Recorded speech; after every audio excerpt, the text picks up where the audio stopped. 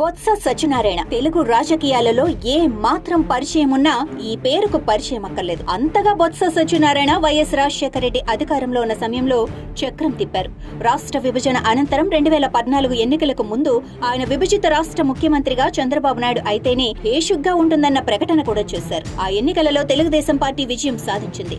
కాంగ్రెస్ అభ్యర్థిగా చీపురుపల్లి నుంచి పోటీ చేసి బొత్స సత్యనారాయణ ఘోర పరాజయాన్ని మూటగట్టుకున్నారు. ఆ తర్వాత తీరిగ్గా వైసీపీలోకి జంప్ చేశారు. 2019 ఎన్నికలలో చీపురుపల్లి నుంచి విజయం సాధించి మంత్రి పదవి కూడా దక్కించుకున్నారు.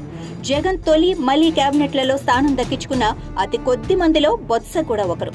అంతగా ఆయన అధికారాన్ని అంటి పెట్టుకుని ఉండటం ఎలా అన్న విద్యలో ఆరితేరిపోయారు. సరే, ఇప్పుడంటే 2024లో బొత్స సత్యనారాయణ చీపురుపల్లి నియోజకవర్గం నుంచి పరాజయం పాలయ్యారు. వైసీపీ కూడా ఘోరంగా ఓడిపోయి కనీసం ప్రతిపక్ష హోదా కూడా దక్కించుకోలేకపోయింది.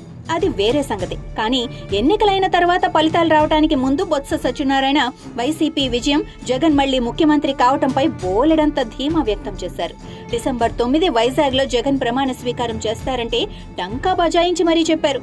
అయితే ఫలితాలు వెలువడిన తర్వాత పార్టీతో సహా తాను పరాజయాన్ని మూటగట్టుకున్న అనంతరం బొత్స వ్యూహాత్మకంగా కొంతకాలం మౌనంగా ఉన్న బొత్స ఇప్పుడు తన రాజకీయ చాణక్యం చూపుతున్నారు. ఆంధ్రప్రదేశ్ ముఖ్యమంత్రి తెలుగుదేశం అధినేత నారా చంద్రబాబు నాయుడుపై అదే పనిగా పొగడ్తల వర్షం కురిపిస్తున్నారు. పనిలో పనిగా తమ పార్టీ అధికారంలో ఉన్న సమయంలో సరిగా పని చేయలేదని చెప్పకనే చెప్పేస్తున్నారు. పింఛన్ సొమ్ము పెంచి జూలై 1వ తారీఖు నుంచే అందించడం అభినందనీయమని చప్పట్లు కొట్టేస్తున్నారు. అంతేనా, ప్రభుత్వం మారినప్పుడు విశ్వవిద్యాలయాల వైస్ ఛాన్సలర్ల మార్పు సహజమేనని, దీన్ని రాజకీయ కక్ష సాధింపుగా భావించడం సరికాదని ఎవరూ అడగకుండానే తన అమూల్య అభిప్రాయాన్ని వెళ్లిబుచ్చిన బొత్స రాష్ట్ర విభజన కంటే 5 ఏళ్ల జగన్ పాలనలోనే ఎక్కువ నష్టం జరిగిందన్న చంద్రబాబు విమర్శపై చాలా ఆచితూచి స్పందించారు. ఆ విషయం రాబోయే రోజుల్లో తేలుతుందన్నారు. అంతేకాదు, అధికారంలో ఉన్న సమయంలో వైసీపీ నేతలు మూకలు తెలుగుదేశం కార్యాలయాలపై జరిపి దాడులు తప్పేనని భేషరతుగా అంగీకరించేశారు. అలాగే తాను ఆనాడే ఈ దాడులను తప్పుపట్టానని చెప్పుకొస్తున్నారు. తాను విద్యాశాఖ మంత్రిగా ఉన్న సమయంలో విద్యారంగంలో చేపట్టిన సంస్కరణలతో కొన్ని సమస్యలు వచ్చిన మాట వాస్తవమేనని అంగీకరించారు. విద్యాశాఖ మంత్రిగా తాను ఉపాధ్యాయుల సమస్య పరిష్కారంలో విఫలమయ్యానని అంగీకరించేశారు.